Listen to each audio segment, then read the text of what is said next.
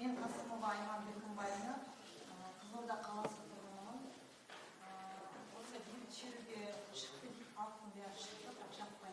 Бірақ қамалып жатқан адамдарды бәрі қамалу керек сияқты қазақтың бәрі шықты.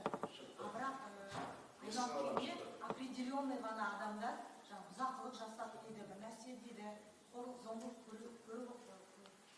куәгері болып отырмыз біз. Неліктен? Өз көзімізбен де көрдік бауырымыз. Менің ағам Қасымова Бекімбайұлы 14 күні үйден алып кетеді. Антитеррор деген машинамен келіп, автоматпен бұрып, етін шығарып алып кетеді. Біз оны білмейміз. 15 күні ағам звондаймыз, 14 күні. Барып тұр түнгі 12-ге дейін. Таңертең сағат 8-де звондасақ өшірулі. Үйге барсақ, үйінде жоқ, телевизор бәрі қосылып тұр, бәрі шашылып жатыр, жердің бәрі, үйдің бәрі шашылып жатыр. Сосын екінші кілтіміз бар тұғын, ашып кірдік, шыны керек. Енді қорқтық, өзі ауру кісі тұғын, шамалы несі, давлениесі бар, гипертоник. Енді бізге сол уақытта, кірген уақытта мемлекеттік адвокат хабарласады, осындай жерде деп, уақытша қамау изоляторында деп.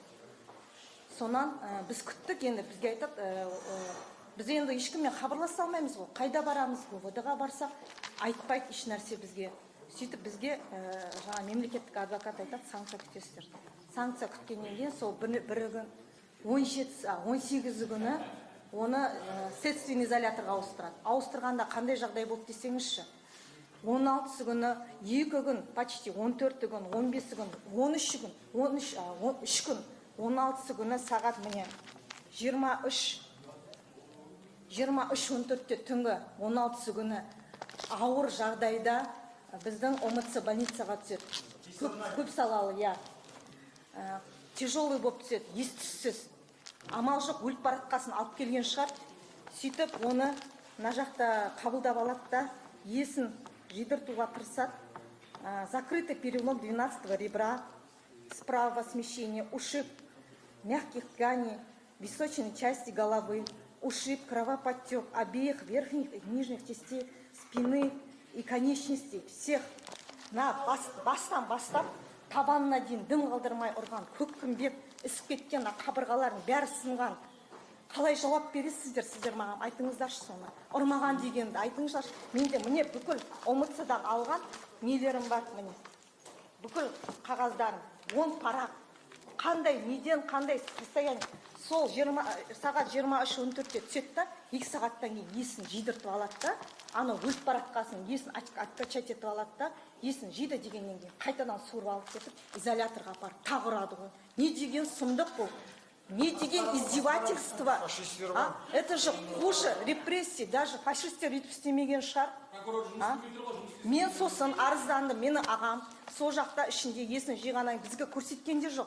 Біз адвокат арқылы біліп отырдық. И то ол да айтпайды еш нәрсе. Қорқады оларда. Кіргізбейді адвокаттарды. Біз сыртта тек тұрамыз да ойбайлап кетеміз, не істейміз? Тамағын беріп жатырмыз, тамағын алып жатыр ма, жоқ па, білмейміз. Үсті басын нелер қансыраған киім сұрайды, потому что ауыстыру керек қой, қан үстерінің бәрі. Пожалуйста, маған ответ беріңіздерші.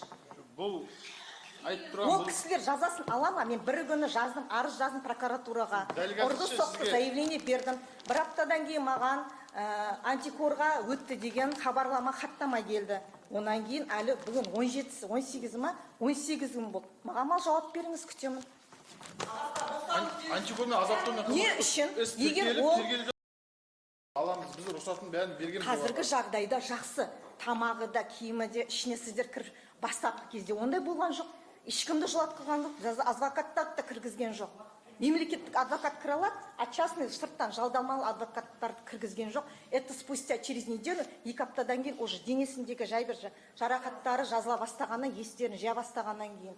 Небір адамдарды көрдік біз ішінде. Бәрі жылап тұрды, ата-аналар, мына халықтың бәрі сыртында, бәрінің жаралы, ауру. Екінің бірі сондай, бірақ оларда бізде больницаға түскендері бар, түспегендері тұр үндей алмайды, ешнәрсе ауыздарынан шыға алмайды, үн шығара алмайды. Жылап қайтады бәрі. Не деген масқаралық мынау?